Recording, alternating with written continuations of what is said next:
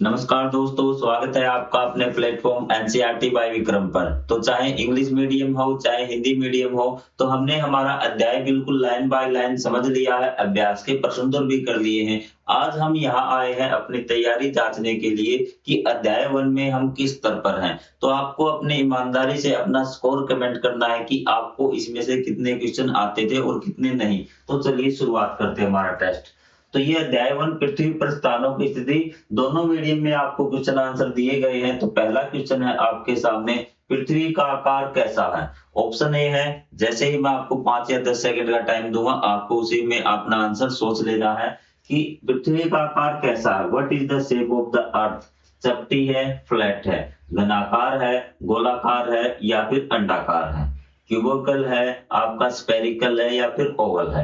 तो इसका जो सही आंसर रहेगा, जो पृथ्वी का आकार है, वो आपका इन ऑप्शनों के अनुसार अंडाकार है। कैसा पृथ्वी का आकार? अंडाकार है। तो वैसे मैं आपको बता देता हूँ, कई बार जो हायर लेवल का क्वेश्चन होता है ना, उसमें एक और वर्ड दिया हुआ मिलता है, जियोड भी। क्या दिया हुआ होता है? जियोड, जिसकी हिंदी होती है आपकी भू आग। क्या बोलते हैं? भू आग। कहीं भी आपको भू आग दिख जाए, पृथ्वी का आकार या फिर जियोड दिख जाए इंग्लिश में, तो आपको वही टिक करना है, क्योंकि पृथ्वी का जो असली आकार है वो जियोड है। लेकिन हमें अध्याय के अनुसार ये प्रश्न उत्तर करें, इसलिए मैं आपको बता देता हूँ एक्स्ट्रा इंफॉर्मेशन के लिए कि हायर एग्जाम हो आपका कोई भी हाई लेवल का और भू आग दिख जाए, तो आपको अंडाकार की तरफ आप नहीं जाएंगे, आपको भू आग करना है या जियोड करना है। चीजें क्लियर? तो बढ़ते हैं हमारे सेकंड क्वेश्चन की ओर। सेकंड क्वेश्चन में आपको मानचित्र क्या दर्शाता है? What does a map show? केवल पर्वत, किसी भी क्षेत्र का प्रतिरूप, केवल नदियां, केवल देशों के नाम। तो मानचित्र में क्या होता है? तो देखिए, वैसे तो बच्चे सोचेंगे कि इसमें तो पर्वत भी होते हैं, नदियां भी होती हैं, देशों के नाम भी होते हैं, लेकिन इसने साथ में लगा रखा केवल पर्वत नहीं, ये सारी चीजें आती हैं। तो वैसे इनमें हम अगर सटीक उत्तर की तरफ जाएंगे तो वो होगा किसी क्षेत्र का प्रतिरूप। क्या होता है? किसी क्षेत्र का प्रतिरूप, रिप्रेजेंटेशन ऑफ एन एरिया, कि कोई भी क्षेत्र का क्या होता है, वो प्रतिरूप क्या कहलाता है? मानचित्र कहलाता है। उसमें आपकी नदियां भी आ जाएंगी, पर्वत भी आ जाएगा, पठार भी, इमारतें भी, सब कुछ आ जाएंगी। तो क्वेश्चन नंबर 2 कितने विद्यार्थियों का ठीक हुआ? अपने नंबर है वो काउंट करते रहना और कमेंट बॉक्स में मुझे जरूर बताना। भूमध्य रेखा का अक्षांश कितना होता है? ठीक है, भूमध्य रेखा का अक्षांश कितना होता है वो आपको बताना है। What is the latitude of the equator? 90 degree होता है, 0 डिग्री होता है, 45 डिग्री होता है, 180 डिग्री होता है। तो इसका जो सही आंसर रहेगा वो रहेगा आपका बी, 0 डिग्री। तो ये देखिए, ये आपकी अर्थ है, भूमि को दो भागों में बांटती हुई आपकी इक्वेटर होती है, 0 डिग्री आपकी यहाँ पे होती है। इसके जो पैरेलल लाइन खींची गई है नॉर्थ पोल की तरफ और साउथ पोल की तरफ, वो आपकी क्या कहलाती है? लैटिट्यूड अक्षांश कहलाती है। और ये 0 से लेके 90 तक होती है, ये भी 0 से लेके 90 तक होती है। जो आपकी साउथर्न पोल में होती है, हेमिस्फीयर में होती है, उसके आगे हम साउथ लगा देते हैं, और जो नॉर्थ हेमिस्फीयर में, उत्तरी गोलार्ध में, तो उसके आगे हम वो लगाते हैं। लेकिन 0 डिग्री के आगे हमने तो उत्तरी लगाया, न हमने दक्षिणी लगाया, क्योंकि ये बिल्कुल बीच में है, न ये उत्तर में है न दक्षिण में है। कुछ एक्स्ट्रा बातें भी मैं आपको साथ साथ बताता हुआ चलूंगा अभी। चीजें क्लियर है यहाँ तक आपको? भारत का मानक समय किस यामोत्तर पर आधारित है? कि जो आपका मानक समय है वो आपका यामोत्तर पर आधारित होता है। तो भारत का जो मानक समय है वो कौन से यामोत्तर पर निर्धारित है? तो ये देखिए आपका कि ये आपका 0 डिग्री आपका हो गया, 82.5 हो गया, ये पूर्वी, ये आपका हो गया। ठीक है, तो यहाँ पे मैं एक ऑप्शन और ऐड कर देता हूँ पहले आपसे इसका उत्तर देने से पहले, कि ऑप्शन ई और है आपका, वो है आपका 82.5 डिग्री पश्चिमी। क्या है? पश्चिमी। अब आपको आंसर देना और ईमानदारी से अपना नंबर काउंट करने हैं कि कितने मार्क्स आपके आए हैं। ये स्टार्टिंग में 5 क्वेश्चन आसान है, फिर आपके मॉडरेट आएंगे और फिर लास्ट में हार्ड आएंगे। तो आप देखेंगे कि बच्चों ने पहले तो डाउट कर लिया होगा, आपने अपना आंसर है वो निर्धारित कर लिया, क्या था नंबर। अब देख लेना कि बच्चों ने सोचा होगा स्टार्टिंग में तो सर 82.5 डिग्री है, आपने करेक्ट कर दिया। लेकिन जैसे ही मैं ऑप्शन में पहुंचा, आप यहाँ पे फंस गए कि पश्चिमी है या पूर्वी है। 82.5 जिनने ये डिसाइड किया तो कंप्लीटली रॉन्ग हो ही गए। अब जिन्होंने इनमें कंफ्यूजन था, किसी ने ये सोच लिया होगा 82.5 पश्चिमी होगा। अब देखिए भारत की स्थिति देखिए, आपका क्या है, ग्लोब है, यहाँ पे आपका 0 डिग्री या उत्तर, इस साइड वाले क्या है आपके पूर्वी है, क्या है पूर्वी। अगर भारत में देखेंगे यहाँ 0 से लेके 180 इस प्रकार घूमता है, यहाँ से 0 से लेके 180 इस प्रकार ये पश्चिमी है, तो ये भारत के कौन से आएंगे, पूर्वी में। तो आपका ऑप्शन बी वाले अपना एक नंबर जोड़ देना। कोई भी डाउट हो कमेंट में लिख देना, सर ये क्वेश्चन हमें समझ में नहीं आया। अगला जब सेकंड लेसन की भी आपको अलग से प्लेलिस्ट बना दी जाएगी एमसीक्यूज की, आप टेंशन मत ले। अगर आपको ये क्वेश्चन सारे आ गए, आपने 18 से ऊपर या 17 के आसपास स्कोर कर लिया तो आपने बढ़िया। यदि आप 10-12 के अंडर रहते हैं तो आपको दोबारा लेसन पढ़ने की एक बार जरूरत पड़ेगी, आपके कंसेप्ट आपको क्लियर करने पड़ेंगे। भारत का अधिकतम अक्षांश लगभग कितना है। अब देखिए भारत का जो है ना अधिकतम अक्षांश कितना है, भारत का जो अक्षांश और आपका देशांतर दोनों आपको पता होने चाहिए, ठीक है। तो आपको अक्षांश पूछा, सबसे पहले तो आपको अक्षांश देखने हैं कि आपको बता देता हूँ, पहले अपना उत्तर सोच लीजिए। 0 डिग्री है, 37 डिग्री है, 90 डिग्री है या 8 डिग्री नॉर्थ है, साउथ है, ये आपको सोचना है। तो ये देखिए भारत ये है। पहला मैं आंसर आपको कैसे आंसर आप करेक्ट करेंगे, तो पहले भारत को पता है कि भारत आपका नॉर्थ हेमिस्फीयर में है, यहाँ पर है आपका। तो ये देखिए कि इस प्रकार का आपका भारत है, तो आपका जो मिलेगा वो उत्तरी मिलेगा, उसका क्या मिलेगा, उत्तरी मिलेगा। आपने देखा सर ये तो कट हो गया क्योंकि दक्षिणी है, तो दक्षिणी तो हो ही नहीं सकता। अब बचा आपका 0 भी नहीं हो सकता क्योंकि उत्तरी हेमिस्फीयर में है। अब बचा आपका 8 डिग्री और 37 डिग्री, दो में यहाँ पे 50-50 लाइफ लाइन आ चुकी है। तो जिन्होंने अब जिनको पता है वो आपका 37 डिग्री, कितना है 37 डिग्री है। और ये आपका क्या है, निम्नतम है भाई, क्या है निम्नतम। जैसे ये 8 डिग्री यहाँ पे है और ऊपर वाला कितना है 37 डिग्री, इस प्रकार से। तो आपको ये जिसने आंसर दिया था वो अपना एक मार्क्स ऐड कर देना अभी। क्वेश्चन नंबर 6 पे मध्यम स्तर तक के आपके क्वेश्चन आ चुके, थोड़े से मॉडर्न। कि एक मानचित्र पे 1 centimetre is equal to 500 metre लिख रखा है, तो वो क्या है चीज, इसमें वो प्रतीक है, दिशा है, समय क्षेत्र है या फिर दूरी है। ठीक है, एक ऑप्शन और ऐड कर लो इसमें, हमें क्या है, ताकि हमें तो कंसेप्ट समझना है ना। तो यहाँ पे ई और कर लो कि दूरी है क्या वो। तो आपको ये चीज क्या दिखाई होती मानचित्र पे, ये बताना है आपको। ठीक है, तो आपको बताइए क्या है, पैमाना है। क्या है, पैमाना। एक बच्चे ने पूछा था सर पैमाना क्या होता है। पैमाना एक अनुपात होता है जो आपकी जो स्केल की दूरी है और वास्तविक दूरी का क्या होता है, अनुपात होता है। यहाँ पे जो पेपर में जैसे आपका मैप में 1 सेंटीमीटर बराबर है 500 मीटर के, अगर वहां पे 1 सेंटीमीटर मैप में, तो वास्तविक दूरी क्या है वो 500 मीटर है। यदि ए और बी कोई स्थान है मैप में, वो 5 सेंटीमीटर दूरी पे, कितनी है आपने मापा 5 सेंटीमीटर पे, और पैमाना ये है तो कितनी है 5 गुना है, ये भी 5 गुना, मतलब 2500 मीटर की उनकी वास्तविक दूरी है। इस प्रकार आप वास्तविक दूरी निकाल सकते हैं। किसी स्थान की स्थिति को ज्ञात करने के लिए किन दो चीजों की हमें आवश्यकता होती है भी, ये आपको बताना है। तो ये देखिए पर्वत और नदियां, अक्षांश और देशांतर, जलवायु और मिट्टी, जनसंख्या और भाषा। तो ये तो आप सभी लगा देंगे, ये भी अगर इसका गलत मिला ना वो सोच लेना, फिर पिटाई होगी उसकी। ठीक है, तो आपको पता है कि इसमें तो ऑप्शन अलग से ही दे दिया कि अक्षांश और देशांतर है आपके करेक्ट आंसर, कोई डाउट नहीं यहाँ पे। किस यामोत्तर को 0 डिग्री देशांतर माना जाता है। कोई यामोत्तर है जिसको 0 डिग्री देशांतर, मतलब यामोत्तर आपको बता देता हूं, एक बार आप आंसर जरूर सिलेक्ट कर लीजिए। ये आपके यामोत्तर है भी, जो आपके उत्तरी पोल और साउथ पोल, उत्तरी ध्रुव और साउथ पोल को मानते हैं, जोड़ते हैं, वो आपके देशांतर या यामोत्तर होते हैं। तो किसको 0 डिग्री माना, मतलब कि जहां से हम काउंटिंग स्टार्ट करें, गोलार्ध को 2 भागों में बांट दिया, तो ये तो बहुत से कौन सा है वो भी।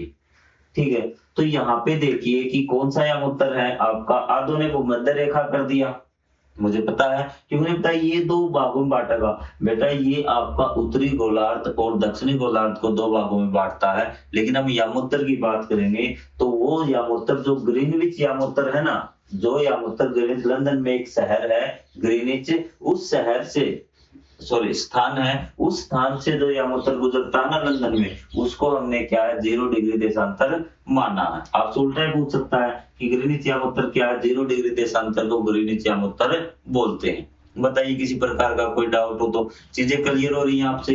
बेनिफिट आपको हर क्लास का मिलेगा। चैनल पे आपको सारी चीजें प्लेलिस्ट में अरेंज करके दिए। इंग्लिश मीडियम में बुक पढ़नी इंग्लिश मीडियम में पढ़ो, हिंदी में पढ़नी हिंदी में पढ़ो, लाइन बाय पढ़नी लाइन बाय पढ़ो, क्वेश्चन आंसर करो इंग्लिश मीडियम में, बाकी सारे सब्जेक्ट सब कुछ आपको खोल के आपके सामने रख दिया गया है। अब भी आप नहीं पढ़ोगे, ये आपकी लापरवाही है। आप अब कोई एक्सक्यूज मत देना किसी दूसरे को कि हमें ये चीज समझ में नहीं आ रही। उत्तरी ध्रुव का अक्षांश क्या होता है? अभी मैंने करवाया था कि उत्तरी ध्रुव का अक्षांश कितना होता है, तो ये तो सारे बच्चे कर लेंगे, ठीक है, या फिर नहीं हो पाएगा ये भी, तो आपको पता है। तो आपके ऑप्शन क्या है कि आपने उत्तर तो अपना कर लिया होगा मार्क, नहीं 90 डिग्री उत्तरी है या 0 डिग्री है, 180 डिग्री या 45 डिग्री है। तो आपको पता, आपको भी बताया था कि ये 0 डिग्री इक्वेटर होगा, यहाँ से उत्तरी पोल तक 90 डिग्री या उत्तरी ध्रुव का होगा, तो आपका ये इसका सही आंसर होगा। चीजें क्लियर? पहले वाले का उत्तर नहीं बताया था क्या? बिल्कुल बता दिया था। अभी ऐसे मत बोला करो बीच में कि मैंने क्वेश्चन नहीं करवाया। दक्षिणी ध्रुव का अक्षांश क्या है? तो दक्षिणी ध्रुव, अब तो मार लो, फ्री का नंबर आपको मिल रहा है। तो आपको पता है कि उत्तरी ध्रुव चाहे उत्तरी हो चाहे दक्षिणी हो, जो उसका अक्षांश है वो 90 डिग्री मिलेगा। यदि उत्तरी ध्रुव है तो आपको उत्तरी लिख देना, उसके आगे 90 डिग्री उत्तरी, अगर दक्षिणी है तो 90 डिग्री दक्षिणी आप लिख देना। बताइए भाई, आया मजा आपको? चीजें क्लियर हो रही हैं? कोई डाउट तो नहीं आपको इसमें? अगर डाउट है तो आप कमेंट करके बता दीजिए मुझे भी। तो कितना स्कोर हो गया अभी तक? 10 हो गए, 10 बाई 10 चल रहे होंगे अब तो, या फिर भी कोई डाउट है? भारत का अक्षांशीय विस्तार लगभग कितना है अभी? एक और आपको फ्री का नंबर यहाँ पे दिया जा रहा है कि भारत का अक्षांशीय विस्तार कितना है अभी, तो बता दीजिए कि 8 डिग्री 37 से 0 से 90 या 68 से 97 डिग्री है। आप ये बता दीजिए कि पूर्वी से, और आपका देखिए अक्षांशीय विस्तार आपको मिलेगा या तो उत्तरी दिशा में मिलेगा या फिर आपको दक्षिणी दिशा में मिलेगा। तो ये देखिए आपका पूर्वी वाला तो कैंसिल हो गया, इसमें तो नाम ही नहीं दे रखे, तो ये कैंसिल हो गया। इसमें भी आपका नाम नहीं दे रखे, न उत्तरी दे रखा ना दक्षिणी। अब आपके दो बचे, तो दो में आपको किस प्रकार से आप निकाल सकते हैं कि ये उत्तरी है, पूर्वी में तो क्या है आपका अक्षांश होते ही नहीं, तो ये भी कैंसिल, आपका बचा ये भी, ठीक है। जो आपका देशांतरी अगर पूछ लेता तो आपका ऑप्शन सी सही हो जाता, लेकिन आपको क्या पूछा है? अक्षांशीय। अक्षांश आपके उत्तरी और दक्षिणी होते हैं, तो आपका ऑप्शन ए सही है। बताइए भाई कैसी लग रही है आज की क्लास? क्या आगे भी ऐसी क्लास जारी रखें या फिर न रखें? आप बता दीजिए कमेंट में। मजा आए तो बता दीजिए, नहीं आए तो रहने देंगे, हमें क्या, हम और सब्जेक्ट पढ़ा देंगे। हमें आपका ख्याल रखना है, आपके अनुसार हमें पढ़ाना है, क्योंकि हम जितना पढ़ना था उतने पढ़ चुके, आपके साथ साथ हम और सीख रहे हैं। मानचित्र के 3 मुख्य घटक कौन से होते हैं? तो ये देखिए आपको ऑप्शन दिए गए हैं, पैमाना, दिशा, प्रतीक, स्केल, डायरेक्शन या सिंबल, रेखाएं, रंग, नाम, पर्वत, नदियां, झीलें, जलवायु, जनसंख्या या भाषा। तो ये क्वेश्चन मैंने बार बार समझाया था, तो इसका ऑप्शन आपने अपना नंबर जोड़ लिया होगा। पैमाना, आपका दिशा और आपका प्रतीक। दिशाएं आपकी चार चतुर्दिश होती, मेन दिशाएं आपकी 4 होती हैं और 4 आपकी मध्यवर्ती दिशाएं होती हैं उनके बीच में। पैमाना मैंने आपको बता दिया। प्रतीक जिन्हें आपको जो सिंबल यूज किए जाते हैं उनको बोलते हैं। प्रतीक चिन्हों का उपयोग क्यों किया जाता है भाई? मानचित्र को रंगीन बनाने के लिए, मानचित्र को सरल और जानकारी पूर्वक बनाने के लिए, सजावट के लिए, या फिर मानचित्र को बड़ा दिखाने के लिए। तो आप जल्दी से बताइए, why are the symbol used on map? Map पे सिंबल क्यों यूज किए जाते हैं, ये चीज आप मुझे बता दीजिए। इनकी एमसीक्यूज वालों की अलग प्लेलिस्ट में बना दूंगा, ताकि आप कंप्लीट जो बुक के हैं वो आप एमसीक्यूज कर सके। तो आपको बताया कि मानचित्र को सिंबल इसलिए यूज किया जाता है ताकि मानचित्र को सरल और जानकारी पूर्वक बनाया जा सके। बताइए बीच में कोई डाउट हो तो आप। अब है कि पृथ्वी को अपनी धुरी पर एक चक्कर लगाने में कितना समय लगता है? अब आधे बच्चों को तो ये समझ में नहीं आएगा कि धुरी क्या होता है। पृथ्वी 2 प्रकार से घूमती है, एक अपने अक्ष पर और एक अपनी कक्षा में। एक अपनी कक्षा में, एक तो पृथ्वी ऐसे घूमती है, राउंड राउंड राउंड राउंड ऐसे, ठीक है। और एक घूमती है सूर्य के चारों तरफ, ये सूर्य हो गया, ठीक है। इसके चारों तरफ ऐसे करती हुई पृथ्वी घूमती है। आपको आगे बात समझ में? तो वो बताना कि जो अपनी दूरी पे घूमती है ना ऐसे, तो वो कितने देर में वो चक्कर लगाती है, 12 घंटे में, 48 घंटे में, 24 घंटे में या 1 घंटे में। तो आपको ऑप्शन इसका समझ में आ गया होगा, सबको पता होगा। ये भी क्वेश्चन नहीं पता ना, तो सामाजिक बिल्कुल स्टार्टिंग से पढ़ दिया, आप स्टार्ट कर दीजिए। जो पृथ्वी है वो अपनी दूरी पर चक्कर कितने दिन में लगाती है, 1 दिन में, मतलब 24 घंटे में, ठीक है। ये क्वेश्चन थोड़ा सा आपके लिए हैरानी करने वाला रहेगा।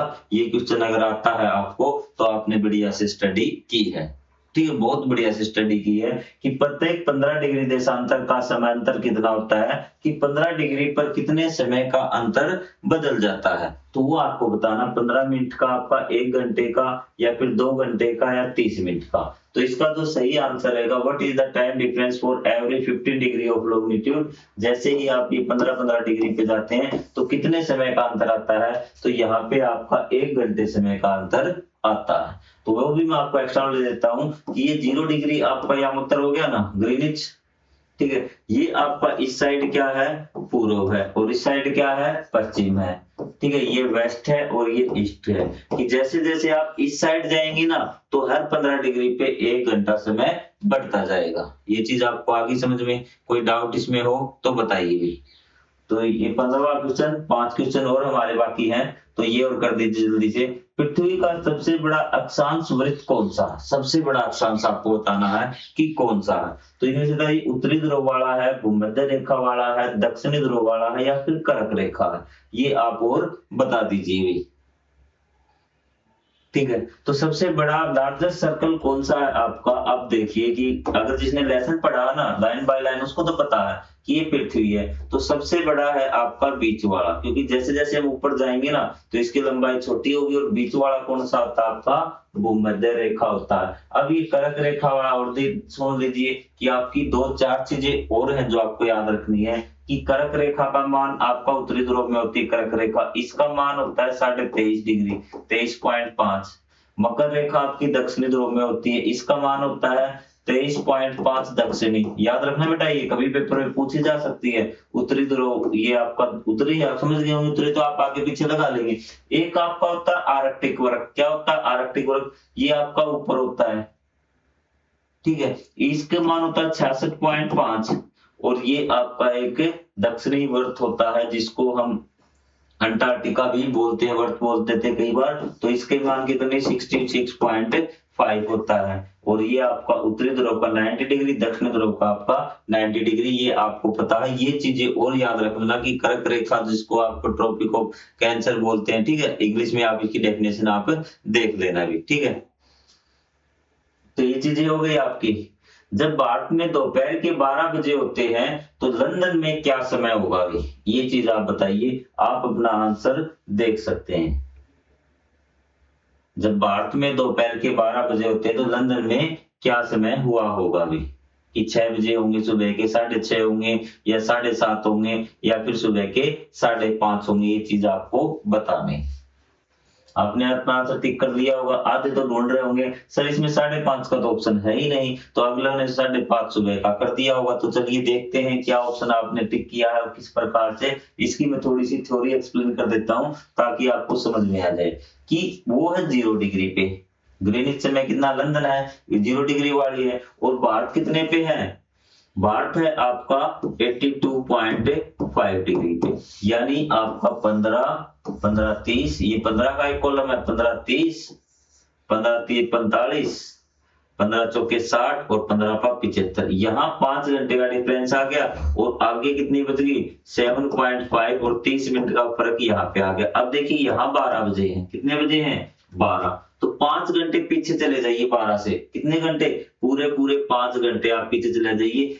12 से 5 घंटे पीछे जाएंगे तो मतलब कितने घंटे जाना आपको, 1 2 3 4 5 घंटे पीछे जाना 12 से, और 30 मिनट और जाना 5.5 घंटे। अब देखिए कि 12 11 10 9 8 7:30 और पीछे जाएंगे तो सुबह के 6:30 बजेंगे। आप इस प्रकार से निकाल सकते हैं, किसी प्रकार का कंफ्यूजन मत लाना। 1 नंबर बहुत ज्यादा इंपॉर्टेंट होता है, खासकर कॉम्पिटिटिव एग्जाम में करोड़ों बच्चों को आपसे पीछे वो कर देगा। अभी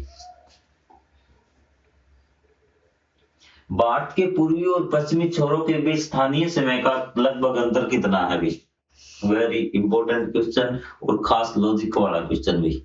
अगर है तो बताइए कि जो भारत का जो समय है ना उसमें अंतर कितना है? स्थानीय समय का अंतर बताना। स्थानीय समय होता है देशांतर के अनुसार, और उसका देशांतर में जब सूर्य बिल्कुल ठीक ऊपर होता है ना तो उस समय वहां स्थानीय समय 12 बजे होता है। आपको क्वेश्चन आंसर में अच्छे तरह समझाया है।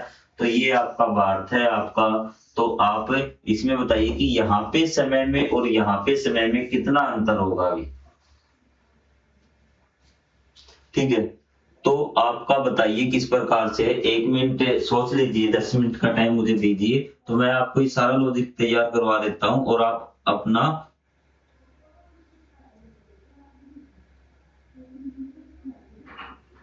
और आपको ये क्वेश्चन मैंने पहले करवा भी दिया। अगर आपने थोड़ा सा दिमाग लगाया होगा तो आप पहले से ही आपको इसका आंसर पता होगा। नेट पे से आपको नहीं देखना है, आपको ईमानदारी से अपना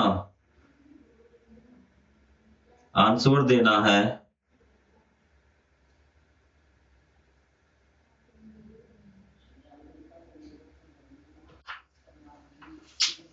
बताइए भी नहीं पता चला, चलो कोई बात नहीं, मैं आपको इसकी थ्योरी बता देता हूँ कि भारत का जो देशांतरीय है ना वो 68 से कितना है 97 है।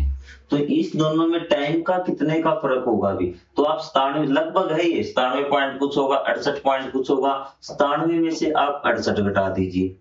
17 में से 8 17 में से 8 गए 9, ठीक है। और यहाँ पे कितने बच गए 8 में से 2, तो आपका लगभग 29 डिग्री का अंतर आ गया ना।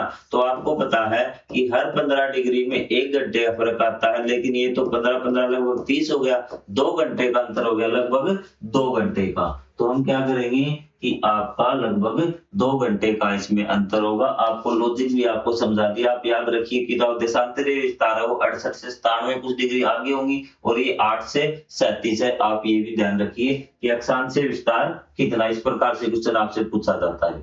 देशांतर का अधिकतम मान कितना होता है कि देशांतर का अधिकतम मान कितना होता है, ये आप मुझे बता दीजिए। कि देशांतर आप सोचेंगे वैसे इनकी संख्या कितनी होती है, वो भी क्वेश्चन बनता है, लेकिन यहाँ पे आपको बताना है कि अधिकतम मान क्या हो सकता है देशांतर का। 90, 180, 360 या 100। आपने आंसर सोच लिया, वो आपका नंबर आप देख लेना, आपको जोड़ना है या फिर वो वापिस घटाना है। तो यहाँ पे देखिए ये जो 90 डिग्री है ये आपका जो अक्षांश है उसका अधिकतम मान होता है। कि जो सबसे बड़ी अक्षांश, सबसे बड़ी नहीं, जो अधिकतम मान होता है 90 डिग्री होता है। जो आपका देशांतर है उसका 180 डिग्री होता है। जिन्होंने 180 किया था वो अपना आंसर जोड़ देना। भी कोई डाउट इसमें? नहीं डाउट, आगे बढ़े। चलिए आगे बढ़ते हैं।